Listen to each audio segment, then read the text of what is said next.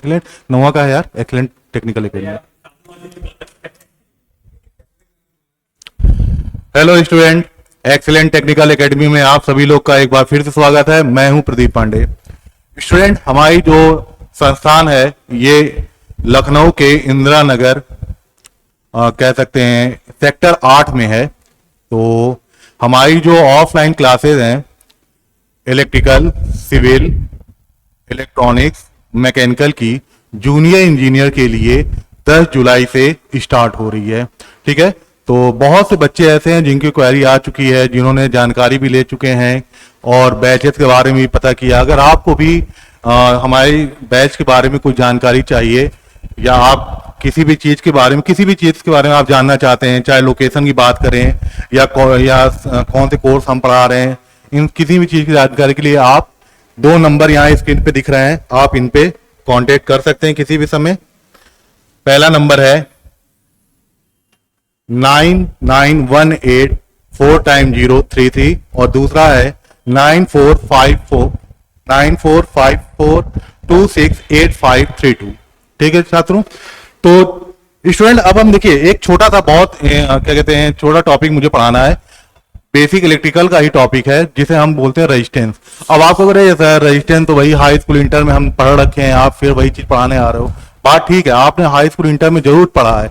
एक चीज और सुनिएगा, आप हाई स्कूल इंटर में इंजीनियरिंग से रिलेटेड लगभग 70% चीजें पढ़ चुके हैं, फिर भी आप खुद समझते हैं कि कितनी ही ज्यादा प्रॉब्लम्स आती है। तो बेसिक का टॉपिक है। बेसिक का मतलब कभी भी ये मत समझिएगा कि ये एक इजी चीज है। बेसिक का मतलब आप सीधा समझिएगा कि बुनियाद है ये, इसको आना ही आना है अगर आपको आगे कोई चीज पढ़ना है तो। ठीक है, तो हम स्टार्ट करते हैं लेक्चर को। चलिए, तो पहले बात करते हैं रेजिस्टेंस क्या होता है।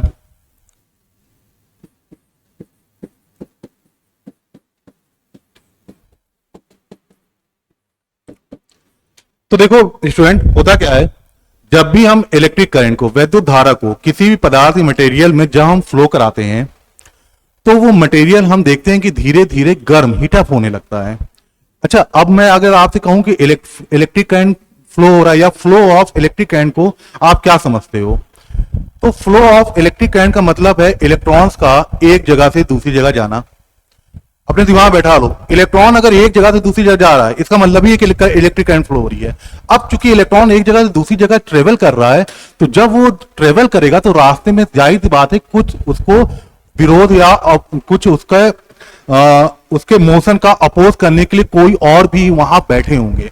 फॉर एग्जाम्पल, जब इलेक्ट्रॉन मटेरियल में, फ्री इलेक्ट्रॉन की बात कर रहा हूं, जब वो ट्रेवल करेगा एक पॉइंट से दूसरे पॉइंट, तो वो कई सराउंडिंग के एटम से कोलाइड करते हुए जाता है। तो इस कोलिजन की वजह से ही हीट प्रोड्यूस होती है। इसका मतलब अगर हम इलेक्ट्रिक करंट को किसी मटेरियल में फ्लो कराते हैं तो मटेरियल हीटअप होने लगता है, गर्म होने लगता है। इसका मतलब उस पदार्थ के पास एक ऐसी प्रॉपर्टी है, ध्यान सुनिएगा, उस मटेरियल के पास एक ऐसा गुण है जो कि फ्लो ऑफ करंट का अपोज कर रहा। इसी प्रॉपर्टी को उस पदार्थ का, उस मटेरियल का रेजिस्टेंस कहते हैं। ठीक है ना, तो मैं अभी आपको देखिए एक और अच्छी चीज मैं बताना चाहता हूं कि हमारे सेंटर में जो क्लासेस होंगी ये दोनों लैंग्वेज में ही होती है। मतलब हम एक ही साथ इंग्लिश हिंदी को लेके चलते हैं। इंग्लिश इतना लेके चलते हैं कि हिंदी के स्टूडेंट को प्रॉब्लम ना हो, और हिंदी इतना लेके चलते हैं कि इंग्लिश वाले स्टूडेंट को प्रॉब्लम ना हो। क्लास एक ही साथ चलती है। ठीक है ना, तो चलिए पहले हम अगर डिफिनेशन की बात करें तो लिख देते हैं, हालांकि सभी को पता होगा। Resistance is a property of any material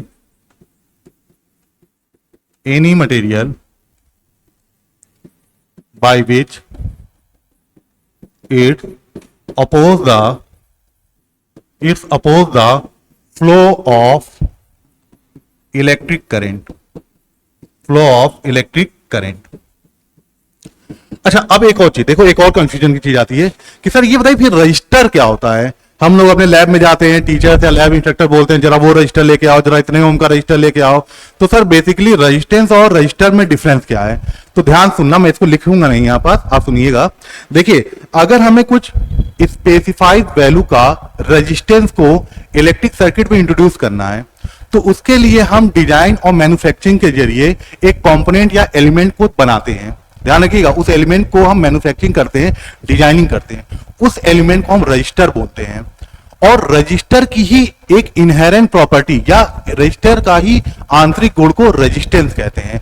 तो जो लैब में आप देखते हैं, जो आपको दिखता है कि लोग जैसे आपके टीचर कहते हैं ना, देखो बेटा ये इतने किलो ओम का रजिस्टर है, ये इतने किलो, जिसमें कलर बैंड से आप पहचानते हैं कितने ओम का रेजिस्टेंस है, तो वो रजिस्टर है, ठीक है ना। उसको हमने डिजाइन और उसकी मैन्युफैक्चरिंग की है।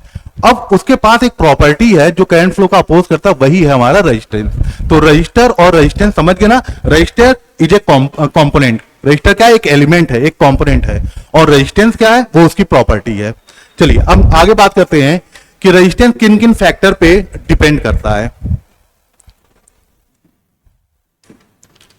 तो देखते हैं, फैक्टर अपॉन विच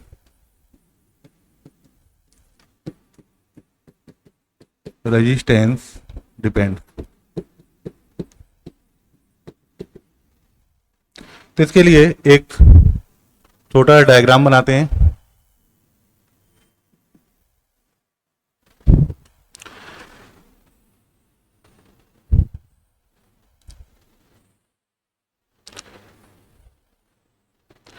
देखिए ये एक हमारा कंडक्टर है, मोटे तौर पर समझिए तो एक तार है, ठीक है ना। इस कंडक्टर में हम ये दिखा रहे हैं कि भाई हमारी इलेक्ट्रिक करंट फ्लो हो रही है, आई। अब एक चीज और ध्यान सुनना बेटा, ये इलेक्ट्रिक करंट जो फ्लो हो रही है, ये चाहे ड्रिफ्ट करंट हो, चाहे ये डिफ्यूजन करंट हो, चाहे ये एडी करंट हो, इस पे कोई फर्क नहीं पड़ता, वो करंट है ना। और करंट अगर कंडक्टर में फ्लो होगी तो कंडक्टर गर्म होगा। समझ जाना, कंडक्टर गर्म हो रहा है, इसका मतलब कंडक्टर के पास कौन सी प्रॉपर्टी है, आप कहेंगे कंडक्टर के पास रेजिस्टेंस की प्रॉपर्टी है। क्लियर। तो ये हमारा हुआ भाई कंडक्टर। कुछ बातें और देखते हैं। देखिए हम कहते हैं कंडक्टर की जो लेंथ है हमारी, वो है स्मॉल एल। इस कंडक्टर का जो क्रॉस सेक्शनल एरिया है उसे हम कहते हैं कैपिटल ए।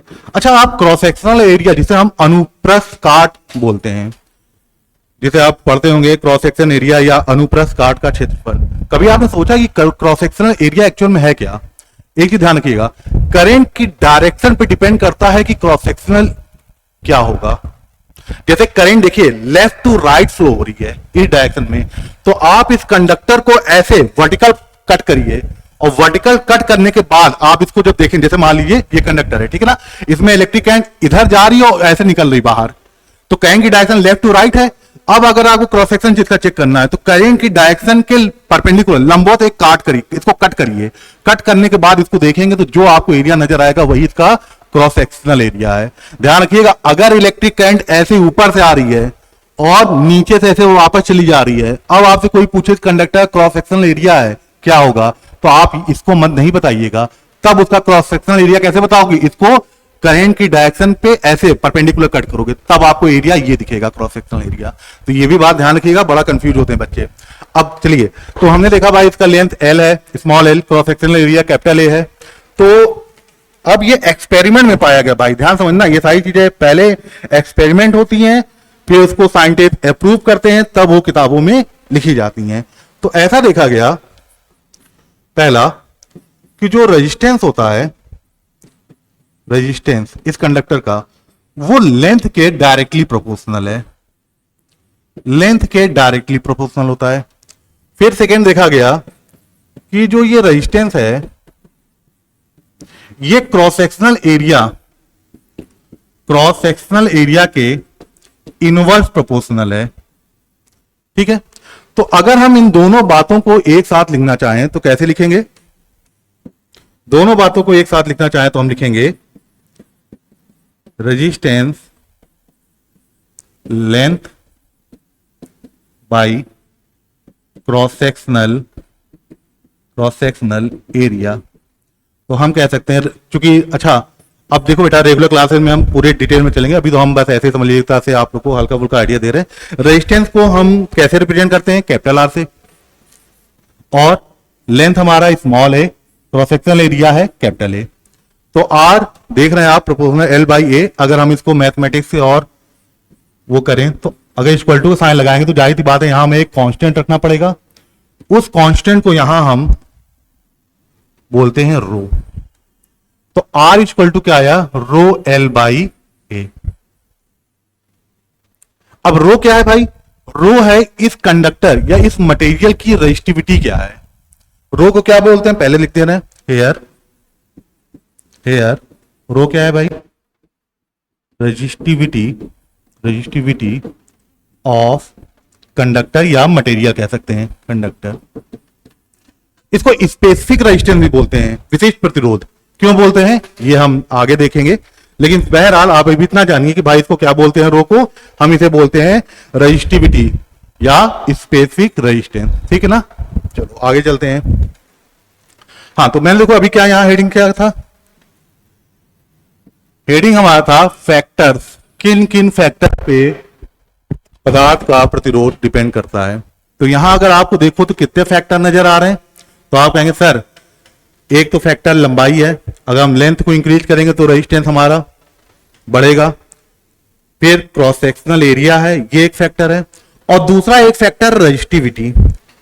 रेजिस्टिविटी भी इसका एक फैक्टर नजर आ रहा, अभी तक तो यही नजर आ रहा कि सर, लेकिन फिर आपको सर एक चीज बताइए, जब यहां प्रोपोर्शनलिटी को हटाया, यहां इक्वल टू लगाया तो रेजिस्टिविटी तो कांस्टेंट हुआ। ये टर्म्स ऐसा लग रहा है कि सर ये तो कांस्टेंट है, तो फिर रेजिस्टेंस इस पे क्यों डिपेंड करेगा।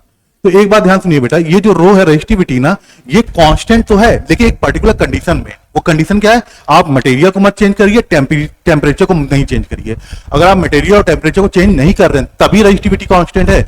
अगर आप या तो मटेरियल को चेंज किया, जैसे थोड़ी देर पहले कॉपर की कंडक्टर है, आपने एल्यूमिनियम का कंडक्टर लाया, अगर आप नेचर ऑफ मटेरियल को चेंज करेंगे तो आपका रेजिस्टिविटी चेंज हो जाएगा। सेकेंड, अगर आप सेम मटेरियल ही लेके चल रहे हो, लेकिन अगर आप टेम्परेचर को वेरी करोगे तो भी आपका रेजिस्टिविटी चेंज हो जाता है। तो यहां से आप बात समझिएगा, यहां थोड़ा देखो, फिर से मैं लिख दूं इसी चीज को, और बस ये लेक्चर का यही पॉइंट आज मुझे आपको बताना था, ध्यान सुनना।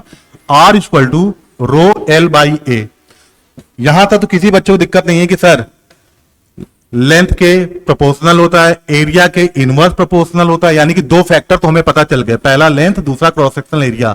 रेजिस्टिविटी पे आओ, रेजिस्टिविटी बेटा दो चीजों पे डिपेंड करती है। किन दो चीजों पे डिपेंड करती है, पहला nature of material, nature of material.